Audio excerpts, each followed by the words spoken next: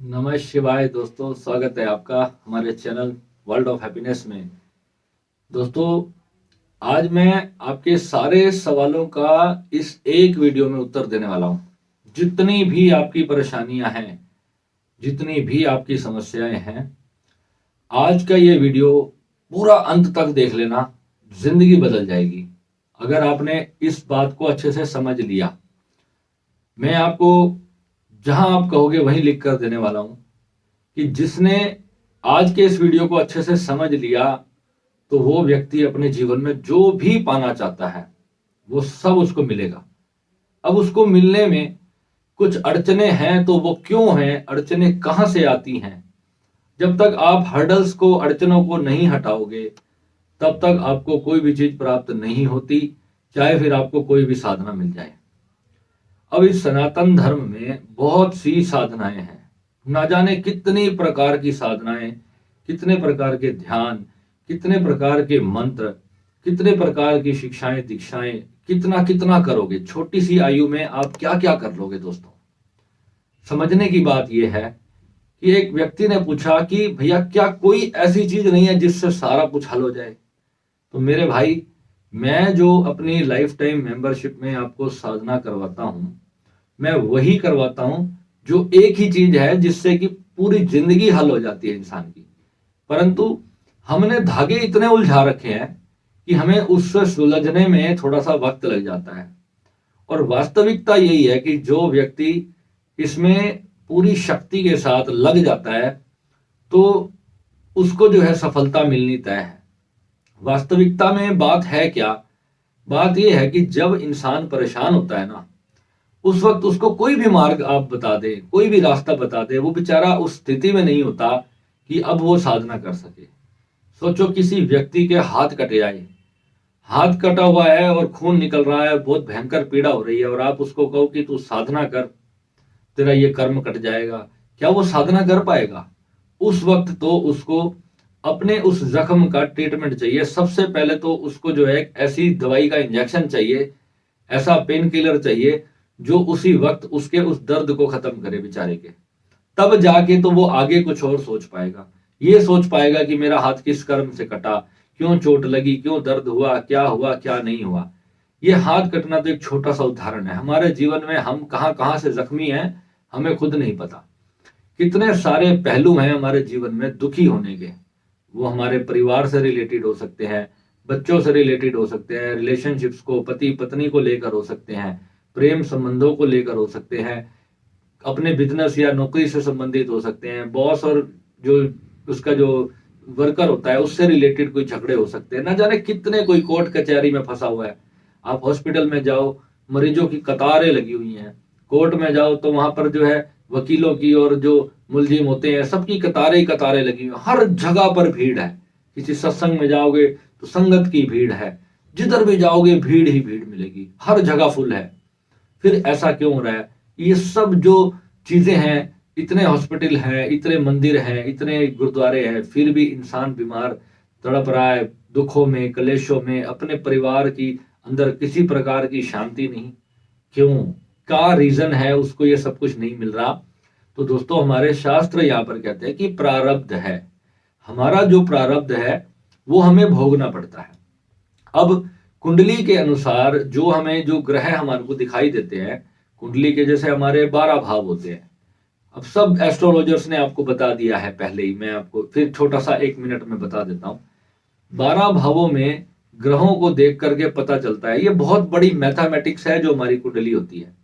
इसका मैथमेटिक्स इतना जबरदस्त है कि समझते समझते 10 साल लग जाते हैं। इतनी पावरफुल मैथमेटिक्स मैंने अपने जीवन में नहीं देखी। हर एक भाव, हर एक राशि में कैसे कैसे फल प्रदान करता है, और एग्जैक्टली ये सटीक ज्ञान है। जिसको जो प्राप्त हो रहा है वो उसका पहले से लिखा हुआ है। फिर ये चेंज कैसे होता है, या चेंज होगा भी या नहीं होगा। अब किसी व्यक्ति के जीवन में भयंकर दुख लिखे हैं, है ना। मैं अभी आपको जनरल रावत का एक एग्जाम्पल लेके देता हूं। वो व्यक्ति अपने पूरे जीवन आर्मी की सेवा में रहा, कितनी बड़ी पोस्ट पर वो व्यक्ति पूरे जीवन में रहा, परंतु अंत समय में उसको जो, अगर वीर गति भी प्राप्त होती, अगर उसको मान लो जंग में वीर गति प्राप्त होती तो बहुत सम्मानित मृत्यु होती। परंतु एक एक्सीडेंट हो गया, फ्लाइट क्रैश हो गई, उनका जो हेलीकॉप्टर था वो दुर्घटनाग्रस्त हो गया और उनको मृत्यु हो गई उनकी। 7-8 लोग उसमें थे, मेरे ख्याल ज्यादा ही थे, 10-11 लोगों की मृत्यु हो गई। अब आग अग्नि द्वारा मृत्यु किस योग से प्राप्त होती है? तो यहाँ पर देखने वाली बात यह है कि अगर आप उनकी कुंडली चेक करोगे तो कहीं ना कहीं जो है उनका मंगल बहुत ज्यादा प्रभावित होगा, शनि बहुत ज्यादा प्रभावित होगा, जिसके कारण उनको तकलीफदायक मृत्यु प्राप्त हुई। तो इतने अच्छे नेचर का इंसान को भी जो है पूर्व जन्मों में कुछ ऐसा कुछ हुआ होगा जिसके कारण उनकी इस जन्म में जो प्रारब्ध बनी, प्रारब्ध के कारण जो मृत्यु का योग बना वो इतना भयंकर बना। आपने बहुत से लोग देखे होंगे जो पूरे जीवन में बहुत आकाश उन्नति करते रहे, परंतु अंत समय में उनको जो है बहुत भयानक तरह से मृत्यु प्राप्त हुई। तो यानी कि अब मृत्यु का जो योग है वो तो हमारे प्रारब्ध ने पहले ही लिख दिया। हमारा जन्म और मरण का जो समय है वो भगवान ने पहले ही तय करके रख दिया।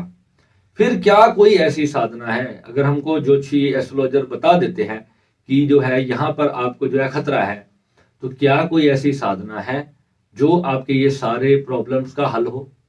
तो दोस्तों दुनिया में ऐसी एक ही साधना है, श्री विद्या की जो साधना है वही केवल जो है एकमात्र ऐसी साधना है जिसमें आप अपने जीवन को पूरी तरह से अपने हिसाब से जी सकते हो, खुशियों से आनंद से जी सकते हो। अब श्री विद्या साधना में बहुत लोग भारत में जो है मंत्र की साधना कर रहे हैं। बहुत से श्री विद्या के गुरु हैं जो मंत्र देते हैं। श्री विद्या वास्तव में कोई मंत्र नहीं है। मंत्र जो होता है, जब कोई गुरु आपको कोई मंत्र देता है तो वो उसका पर्सनल मोबाइल नंबर है। जैसे कि अगर आपको भगवान शिव ने कोई मंत्र दिया है तो एक तरह से ये समझ लो उस जमाने में फोन नहीं होते थे, तो उस जमाने में जो है मोबाइल नंबर की तरह पे मंत्र दे दिया जाता था। अब गुरु जब आपको दीक्षा देता है तो आपको एक मंत्र देता है। उस मंत्र को देते हुए गुरु अपने भीतर से एक संकल्प करता है कि वो जो शिष्य है वो अब आपको अपने ओरा में ग्रहण कर लेता है, आपको अपना साथ जोड़ लेता है, अपने चक्रों को आपके साथ जोड़ लेता है, आपके कर्मों तक को अपने साथ जोड़ लेता है। ये गुरु की महिमा बता रहा हूं मैं आपको। अब जब साधक मंत्र जाप करेगा, मान लो कि एक गुरु है स्वामी विवेकानंद जी, कोई एग्जाम्पल ले लेते हैं, उन्होंने आपको कोई मंत्र दे दिया। अब जब भी आप उनका मंत्र जाप करोगे तो आपको बार बार जब तक आप उनका वो मंत्र जाप करते रहोगे ना, आपको वो गुरु जी याद आते रहेंगे। आपके जो ध्यान में आपकी जो छवि बनेगी वो आपके गुरु की बनेगी। उस छवि बनने से आपकी और आपके गुरु के बीच एक टेलीपैथी जिसको कहते हैं वो घटित होती है। यानी कि आपने गुरु का ध्यान स्मरण करना शुरू कर दिया और गुरु तो ऑलरेडी जो है भगवान से जुड़ा हुआ है, परमात्मा से जुड़ा हुआ है, वो उस डिवाइन परम शक्ति के साथ एक हो चुका है। तो आप जैसे ही उसका स्मरण मात्र करते हो तो आपके भीतर गुरु की शक्ति का प्रवाह होना शुरू हो जाता है। तो वहां पर अगर कहीं से आपने कोई मंत्र चोरी कर लिया है तो वहां पर कोई लाभ करने वाला नहीं है जब तक आपको देने वाले की शक्ति प्राप्त नहीं हुई है। इसी को दीक्षा कहा गया है।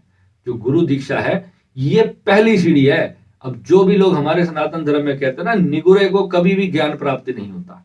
जिसका गुरु ही नहीं है कोई, उसको कभी भी ज्ञान प्राप्त हो ही नहीं सकता।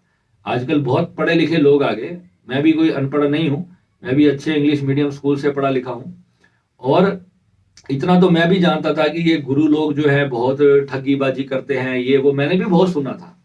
परंतु जब कुछ प्राप्ति ही नहीं हुई, 7-8 साल मैं भी बिना गुरु के साधना करता रहा, पर मुझे कुछ भी प्राप्ति नहीं हुई।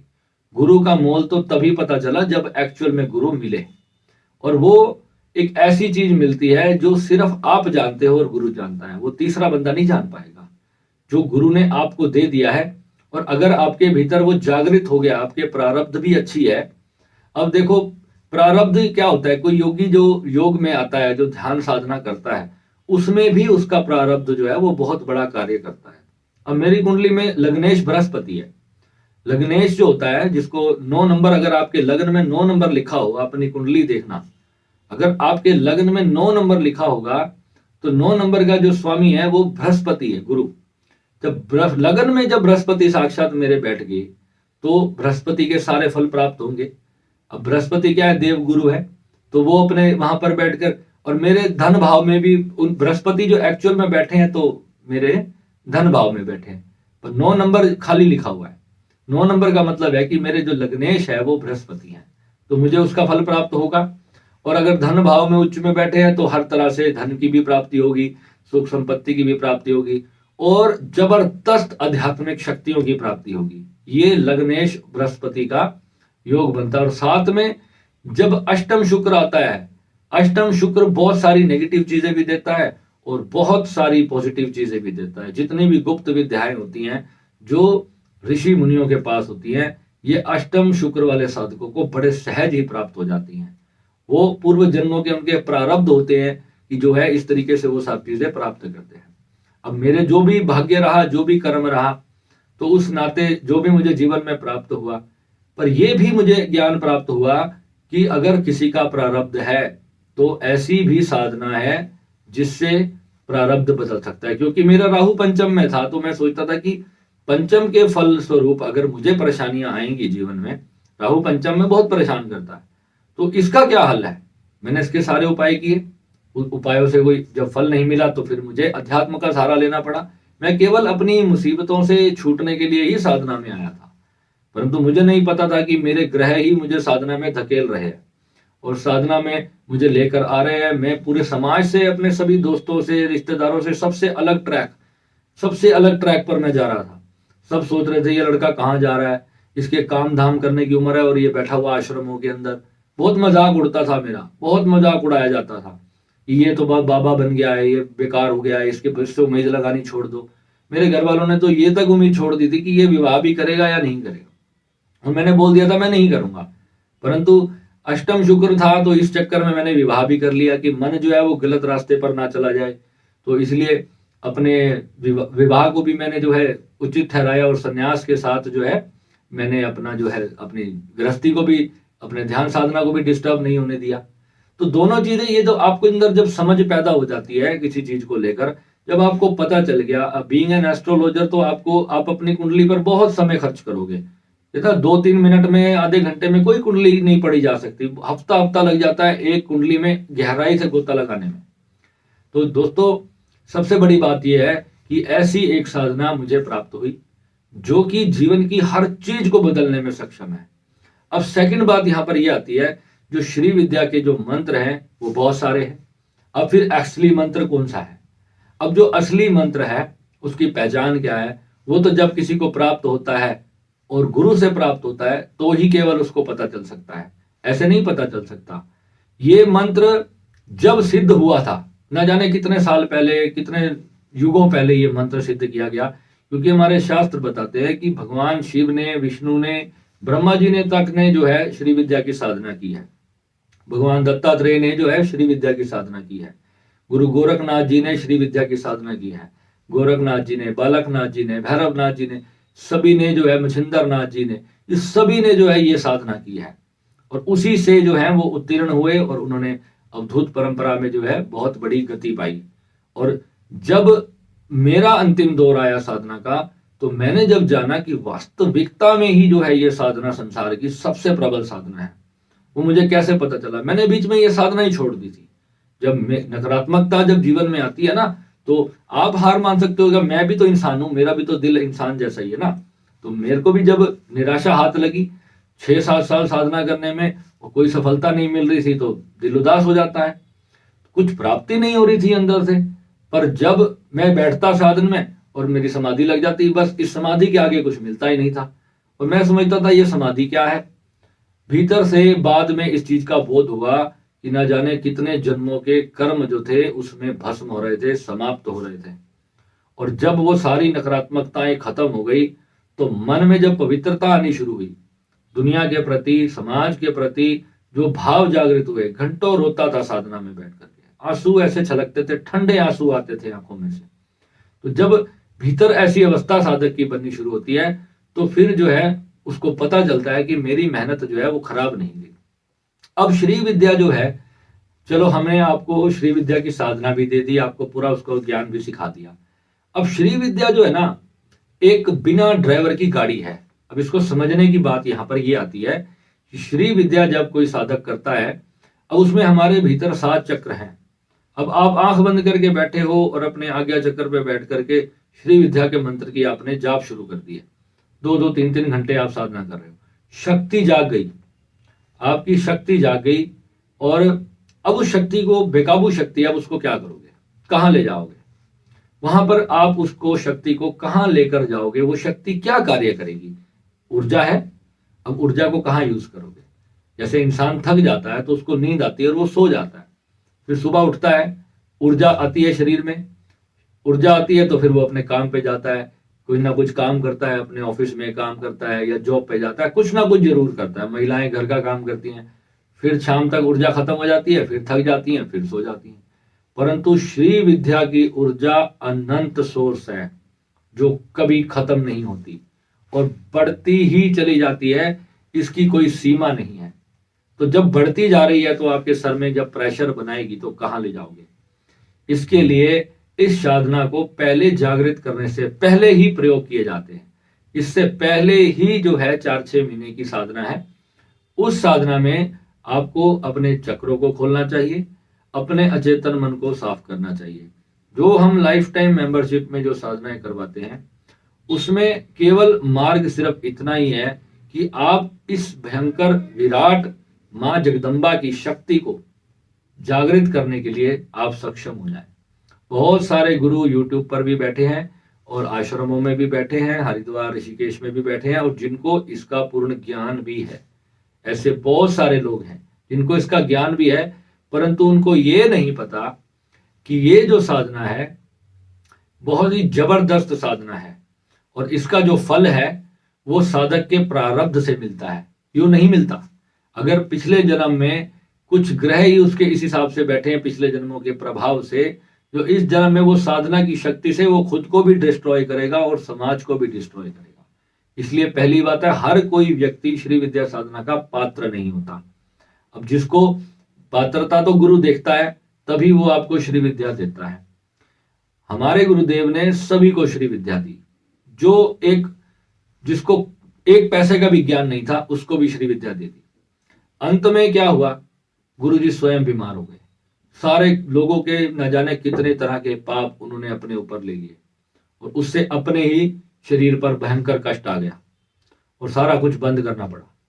रीजन क्या है कि जब कोई किसी को श्री विद्या दे रहा है तो वो व्यक्ति उस साधना का पात्र होना चाहिए। भीड़ में 50,000 लोगों को श्री विद्या की साधना नहीं दी जा सकती। ये साधना ही ऐसी है, इतनी जबरदस्त साधना है कि इसका मुख से यहाँ एक वीडियो में कुछ भी बताना संभव नहीं है। और केवल यही एक साधना है जिससे सबसे पहले आपका शरीर स्वस्थ होता है, आपकी आंखों की रोशनी बढ़ती है, आपके बाल कभी सफेद नहीं होते, आपके चेहरे पर हमेशा तेज रहता है, ग्लो रहता है। कोई भी रोग है आपको पहले ही पता चल जाएगा कि मेरे शरीर में ये रोग आ रहा है। यही वो साधना है जिसमें देवता स्वयं आपकी रक्षा करते हैं। यही वो साधना है जो गुरु मंडल जो है वो आपकी स्वयं आकर के रक्षा करता है। हर पल आपकी तकलीफ आने से पहले ही वो पहुंच जाता है। कोई ना कोई ऐसा गुरु, हमारे जो स्पिरिचुअल गाइड्स होते हैं, जो हमारी आत्मा के लिए, हमारी इस साधना के लिए हमें गुरु तक पहुंचाने का भी कार्य करते हैं, वो सूक्ष्म रूप से हमारे आसपास होते हैं। वो हमारी हर गतिविधि को देखते हैं, हम क्या कर्म कर रहे हैं, अच्छा कर रहे हैं, बुरा कर रहे हैं, वो भी द पार्ट ऑफ लाइफ है। हम अगर कुछ गलत चीज कर रहे हैं, कोई गलत भोग भोग रहे हैं दुनिया के समक्ष या छुप कर, कोई भी भोग भोग रहे हैं, वो गुरु इस बात को जानते हैं कि मनुष्य शरीर में है, मनुष्य शरीर में रहकर ये कुछ तो करेगा ही, या तो भोग भोगेगा, या साधना करेगा, या खाली विश्राम होकर बैठ जाएगा। इन तीन से तो आप ऊपर बाहर जा नहीं सकते। या रजोगुण होगा, या तमोगुण होगा, या सत्वगुण होगा। तुरीयातीत अवस्था ही समाधि का नाम है। जब आप समाधि में आ जाते हो तभी आपको जो है सारी चीजों की प्राप्ति होती है। अब बात यह है कि अब इस साधना को प्राप्त कैसे करना है। इस साधना को प्राप्त करने के लिए दोस्तों, सबसे पहले आप, अगर आपको लगता है कि भारत में और बहुत सारे गुरु हैं जो श्री विद्या की साधना कराते हैं, आप कहीं पर भी जाकर के करो। ये कभी भी जो तामसिक साधनाएं हैं, मैं आपको कहता हूं, कई लोग जो है अप्सरा साधना कर रहे हैं, कोई बगलामुखी साधना कर रहा है, कोई माँ काली की साधना कर रहा है, कोई भैरव जी की साधना कर रहा है। ये साधनाएं बहुत छोटे लेवल की हैं। ये साधनाएं भी साधनाएं हैं, परंतु बहुत छोटे लेवल की हैं। श्री विद्या सर्वोच्च है। तो महामेरु की जो सबसे ऊपर की टिप है, वहां पर श्री विद्या माँ का वास है। वहीं पर जो है ललितांबा त्रिपुर सुंदरी का वास है, जो सर्वोच्च शक्ति है इस संसार की। और वही शिव और शक्ति जो है उनका जो एक रूप है वही जो है महाशून्य रूप है। और उससे परे जो है फिर निर्वाण आता है, उससे परे निर्वाण आता है। ओशो का जो मार्ग है वो निर्वाण के लिए है, और जो हमारा मार्ग है वो इस ब्रह्मांड में भगवान शिव और माँ जगदम्बा का मार्ग है। और दोनों मार्ग जिसको प्राप्त कर लिए जिसने, उसको कहते हैं 200% जीवन, 100% संसार और 100% अध्यात्म। जिसने दोनों चीजों पर विजय प्राप्त की, दोनों चीजें प्राप्त की और दोनों को भी सफल रहा जिसमें, तो वो व्यक्ति इस संसार में सर्वश्रेष्ठ कहलाएगा। अब इसमें प्रारब्ध कहां से आ जाता है? अब प्रारब्ध है तो कई बार कोई चीज माइनस भी हो जाती है, तो उसमें घबराना ही नहीं होता। इसमें सबसे बड़ी जो शर्त है वो यही है कि आपको जो है डरना नहीं, घबराना नहीं है। साधना में सर में दर्द हो रहा है, बहुत तकलीफ होती है, जूझो उससे। पहली बात है कि साधना गलत बिना गाइडेंस के करो नहीं स्टार्ट। गुरु आप खोजो, जब तक गुरु नहीं मिल रहा है तब तक आप गुरु को खोजते रहो। ऐसे ही कुछ भी उठा के मत करने लग जाओ, क्योंकि एक बंदूक है, अगर आपको चलानी नहीं आती और आप उठाकर इधर उधर ठा ठा करने लग जाओगे, वो किसी को भी लग सकती है, आपको खुद को भी लग सकती है, गलती से उल्टी भी चल सकती है, हाथ में भी फट सकती है। तो ये जो है ऐसी ही है। जब आप साधना का जाप करते हो, किसी भी मंत्र का जाप करते हो, आप गायत्री मंत्र का ही क्यों ना जाप कर रहे हो। अब आजकल मंदिरों में क्या होता है, 5 बार गायत्री मंत्र का जाप किया जाता है। 5 बार एक मंत्र के जाप से क्या प्राप्त करोगे? सिर्फ एक फॉर्मेलिटी करते हो कि मैंने 5 बार मंत्र कर लिया। महामृत्युंजय का जाप है, मैंने जी 7 बार कर लिया। मैंने राम नाम की माला है जी 108 बार कर ली या 540 बार कर ली। बस इससे कुछ भी प्राप्त नहीं होना। कम से कम 10 साल अगर आप बिना गुरु के साधना करोगे, मैं मिनिमम कह रहा हूं, अपनी ऊर्जा के हिसाब से, अपने शरीर की ऊर्जा के हिसाब से बता रहा हूं, आपकी ऊर्जा कितनी कम है। मेरा तो मंगल भी 9th हाउस में है, जिसकी ऊर्जा पहले से ही बहुत ज्यादा होती है। आप अगर, आपका मंगल जो है किसी खराब जगह पर बैठा है तो वहां पर जो है बहुत ज्यादा ऊर्जा नहीं होगी आपके शरीर में। मेरा तो मंगल भी 9th हाउस में है, तो वैसे ही क्रोध की ऊर्जा जो है, काम की ऊर्जा बहुत ज्यादा होती है व्यक्ति के अंदर, तो ऐसे लोगों को जल्दी प्राप्ति होती है। ठीक है। अब यहां पर जो है जिसके अंदर ज्यादा ऊर्जा है, अगर उसको 10 साल लगते हैं नॉर्मल मंत्र की सिद्धि में, तो आप सोचो जिसको गुरु के साथ रहकर जिसने किया, और बिना गुरु के तो न जाने कितने जन्म लगेंगे। तो ऐसी चीज का करने का ही क्या फायदा। वही 3-4 घंटे जो है आप अपने जीवन को अच्छा बनाने में लगा दोगे तो उसमें आपको ज्यादा फायदा होगा। ये अध्यात्म का मार्ग है। जैसे किसी व्यक्ति ने डॉक्टर बनना है तो उसको 5-7 घंटे रोज पढ़ाई करनी पड़ती है, ऐसे ही अगर किसी व्यक्ति ने इस मार्ग में कुछ बनना है तो उसको भी 5-7 घंटे जो है देने पड़ेंगे दिन में। अगर आप 2-3 घंटे देते हो, ये तो मैं मिनिमम आपको बोलता हूं कि ये मिनिमम है। मुझे पता है आप लोगों के पास ना तो इतना धैर्य है और ना ही इतना समय। अगर मैं आपको डायरेक्ट कह दूंगा ना कि 6 घंटे लगेंगे, कोई भी साधना नहीं करेगा। 6 घंटे मैं बोलूंगा रोज साधना करनी चाहिए, कोई नहीं करेगा। ऐसे भी गुरु थे जो अपनी चोटी को ना पेड़ के साथ बांध करके साधना करते थे, जैसे ही नींद आती थी तो यूं गिरते थे और बाल जोर से खींचते थे, उनको रिमाइंड आने की भी सोना तक नहीं है। ऐसे ही लोगों ने प्राप्ति करी है। हमारे पे तो गुरु की कृपा थी, जो बहुत सहज, जिसको कहते हैं मक्खन की तरह परमात्मा मिल गए। तो अब आपको जो है मक्खन की तरह प्राप्त करना है या बहुत ज्यादा कोलू के बैल की तरह उसको चलाते रहना, तो ये आपका पर्सनल निर्णय है। अब आपको साधना मैंने बता दी है, साधना से कैसे जुड़ना है उसके लिए आप व्हाट्सएप पे जानकारी प्राप्त कर सकते हैं। जो हमारी बाकी साधनाएं हैं वो ऑप्शनल हैं, आप समझ लो वो ऑप्शनल है। कोई करना चाहता है तो केवल उसके लिए है। अगर आप लोग कोई किसी से भी, जो तांत्रिक लोगों से जुड़ करके कोई साधना कर रहे हैं और उनको अगर सिर्फ कुंडलिनी जागरण करना है तो वो मेरे पास मत आए। मैं सिर्फ कुंडलिनी जागरण वाला कोई सोर्स नहीं करवाता हूं। और जो भगवान की कृपा से जो कुंडली जागृत कर रहे हैं, जो आप उनके पास जा सकते हैं। मेरा कुछ अलग मामला है और साइंटिफिक चीज है, यहाँ पर झूठ ढकोसले वाली कोई चीज नहीं है। और जो भी बात होगी प्रत्यक्ष होगी, प्रूफ के साथ होगी, और आप करोगे विद इन 6 महीने में। आपसे मांगता हूं 6 महीने में आपको रिजल्ट भी ला करके देना मेरा कार्य है। और जो लोग इस मार्ग से हट जाते हैं, भाग जाते हैं, ये उनकी कायरता है। डर जाते हैं, कुंडली जाग गई है पीड़ा हो रही है, सर में दर्द, चक्रों में दर्द हो रहा है, उसी से घबरा गए। अरे पहली ही सीढ़ी पे मुंह के बाहर गिर जाओगे तो आगे क्या प्राप्त करोगे? जब इस शरीर से बाहर निकल के जब आकाश में उड़ने का समय आएगा तब क्या करोगे? वहां कोई गुरु साथ नहीं होगा। अगर पहली ही, अभी तो शरीर में ही बैठे हो, अभी तो शरीर के अंदर बैठे हो और कुंडलिनी जागृत हुई है, कुछ भी नहीं है कुंडलिनी, छोटी सी चीज है, अभी जागृत हुई है। अभी तो सिर्फ बैठने के लिए भगवान ने आपको लाइसेंस दिया है कि अभी आप 4-5 घंटे टिक कर बैठ सको। कुंडलिनी वो चीज है। अब जिसकी कुंडलिनी सोई हुई होती है ना, वो साधना करता है, यूं यूं झूले खा रहा होता है, उसको साधना नहीं कहते, उसको ध्यान नहीं कहते। पता चले कि माला पढ़ रहा है, 11 माला कर रहा है, 21 माला कर रहा है और यूं सो रहा है, और ध्यान कहीं का कहीं चल रहा है, माला चल रही है, बीच में ऑफिस का ख्याल आ रहा है, कभी कुछ आ रहा है तो कभी कुछ आ रहा है, तो उसका कोई फायदा नहीं है। समझने की बात क्या है, जब कुंडलिनी जागृत होगी, विचारों की जो जहाज अंदर चलेगा, जो विचार अभी चल रहे हैं ना, इससे भी हजारों गुना तेज हो जाएंगे। क्योंकि अंदर ना जाने कितना जो समुद्र मंथन जो है, जो समुद्र मंथन देखा था ना शिव महापुराण में, वो समुद्र मंथन कोई बाहर नहीं है, वो आपके अंदर है। ये रीढ़ की हड्डी है, जो नीचे मेरुदंड है, महामेरु का जो रीढ़ की हड्डी की जो सबसे नीचे वाली टिप है ना, वही मेरुदंड है। जब उसमें मंथन होता है तो न जाने क्या जन्मों की चीजें निकलती हैं, निकल के अब आप उन्हीं चीजों में पड़ जाओगे। कोई शक्ति आ गई, कोई साधना आ गई, उसमें फंस गए। फंसना नहीं है, लेट गो, जाने दो। जो भी चीज आ रही है उसको बस हटाते चलो और बादलों के पीछे देखते चलो।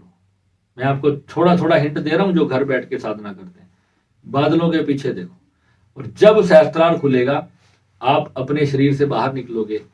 कोई नाभि से भी निकल सकता है, ओशो है अपना नाभि से निकले थे, आप सहस्त्रार से निकलना।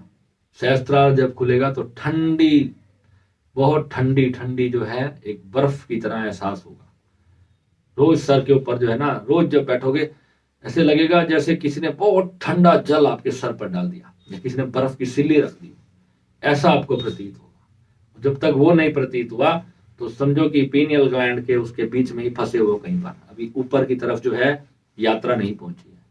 मैंने बहुत सारे देखे हैं जो बड़ी बड़ी मालाएं तो पहनते हैं पर ज्ञान की कुछ भी उनके पास नहीं है। रीजन, वो बेचारे भी गलत नहीं है, वो आज्ञा चक्र को ही सब कुछ मान के बैठ गए। जिनका आगे, मैंने तो आज्ञा चक्र पे आज तक ध्यान नहीं किया, मैंने कभी सोचा ही नहीं कि मुझे थर्ड आई खोलनी है। मेरे को तो केवल एक ही मार्ग पता था और बस अपने उसी मार्ग में चलता रहा। उस मार्ग पे जितनी भी समस्याएं आई, जो भी आया, मैं उसको पार करते हुए आगे निकल गया। क्योंकि आज्ञा चक्र जो है ना, वो एक ऐसी चीज है, जब ये जागृत होता है तो सबसे ज्यादा जो अहंकार है ना, वो आज्ञा चक्र जागृत व्यक्ति के अंदर ही आता है। और जब तक अहंकार नहीं छूटता तो सहस्त्रार खुलता ही नहीं। और अहंकार जो है, ये जो शरीर बोध है हमारा, जो आत्मबोध है, आत्मबोध का अहंकार सबसे बड़ा है। अब वो आत्मबोध के अहंकार के ऊपर में 2-3 घंटे की वीडियो बन जाएगी अगर मैं आत्मबोध को समझाने लगूंगा कि अब आत्मा हो, मैं आत्मा हूं, तो उसमें भी तो आप मैं, अपने आप को मैं कह रहे हो। जब तक आप मैं हो तब तक परमात्मा नहीं आ सकता। अब वहां पे जो दृष्टा बनता है, साक्षी बनता है, तो साक्षी भी तो मैं है ना, कि मैं साक्षी भाव से देख रहा हूं। जो साक्षी भाव से विटनेस कर रहा है वो भी मैं है। उसमें भी आप कई बार झूले खाओगे, कभी उधर जाओगे, कभी परम स्थित हो जाना, वो निर्वाण है। परंतु जो श्री विद्या है वो संसार की बहुत बड़ी शक्ति है, उसको आपको समझना है। पर इस मार्ग में आप धीरे धीरे सीखोगे। जितनी कम आयु में जुड़ोगे उतना ज्यादा जल्दी प्राप्त करोगे, और जितनी लेट आओगे उतना जो है टिकट कट जाएगा, प्राप्त करने की जो संभावना है वो समाप्त हो जाएगी। आज की डेट में मैं कहूं 45 वर्ष से ऊपर का व्यक्ति अगर इस साधना में आएगा तो ना तो उसकी श्री विद्या जागृत होने की संभावना बचती है और ना ही उसको निर्वाण की संभावना बचती है। अगर वो वास्तविक में अच्छा खान पान है, उसका शरीर अच्छा है, स्वस्थ है, ऊर्जा अच्छी है उसके शरीर में, तो 60 साल के व्यक्तियों को भी मैंने प्राप्त करते हुए देखा है, परंतु बहुत कम। मेरे पास 60-65 वर्ष से ऊपर के जितने भी व्यक्ति जुड़े, मैंने उनको बहुत शक्तिपात किया। मैंने अपने पिताजी को बहुत शक्तिपात किया, परंतु उनके भीतर मैंने कभी ये भी नहीं सुना उनके मुख से कि मेरे भीतर कोई वाइब्रेशन भी होती है। और जबकि मेरे साधक हैं जो 24, 25, 30 साल की आयु में आते हैं तो 3 दिन में कहते हैं भैया ये तो मजा आ गया, ये क्या था, ये क्या था। क्योंकि उनके भीतर अभी उसको समझने की शक्ति है और उनके भीतर जो ऊर्जा है, बस बारूद तो पड़ा था, बस चिंगारी लगने की देर थी। जब ऊर्जा का बारूद ही समाप्त हो जाता है तो फिर कुछ प्राप्ति नहीं होती। परंतु वहां पर भी जो है आप समर्पण से मोक्ष की प्राप्ति कर सकते हो, केवल समर्पण से। कुंडलनी जागृत नहीं हो रही, कोई बात नहीं, सिर्फ समर्पण से भी मुक्ति हो सकती है। समर्पण के लिए भी अब भगवान ने बहुत सारे मार्ग बताए हैं। उसमें दान आता है, सेवा आता है, ध्यान आता है, योग आता है, प्राणायाम आता है, यम नियम आता है, दूसरों का भला करने का भाव आता है, अनकंडीशनल लव आता है। ये सारी चीज करते रहो। इसमें भी ये ज्ञान मार्ग है। ज्ञान मार्ग में क्या है? अपने आत्मबोध का अहंकार को त्याग देना। केवल ज्ञान मार्ग में कोई ध्यान नहीं करना, आपको कोई साधना नहीं करनी, कोई मंत्र जप नहीं करना। सबसे सरल जो है वो ज्ञान मार्ग है। और ज्ञान मार्ग के बिना प्राप्ति नहीं होती। जो योग मार्ग से भी आएगा, हठ योग से भी आएगा, किसी भी योग से आए, जब वो सहस्त्रार पे टकराएगा वो केवल ज्ञान मार्ग से खुलेगा। जब तक उसको ज्ञान नहीं होगा, उसको कैसे खोलना है, उसका पासवर्ड नहीं होगा, नहीं खुलेगा। ठीक है, तो आप व्हाट्सएप पे जानकारी ले सकते हैं। डायरेक्ट कॉल मत करें, केवल व्हाट्सएप करें, आपको ज्वाइनिंग डिटेल्स मिलेंगी। उसके बाद आप ज्वाइन करें और अपनी साधना को प्रारंभ करें। धन्यवाद। नमस्कार।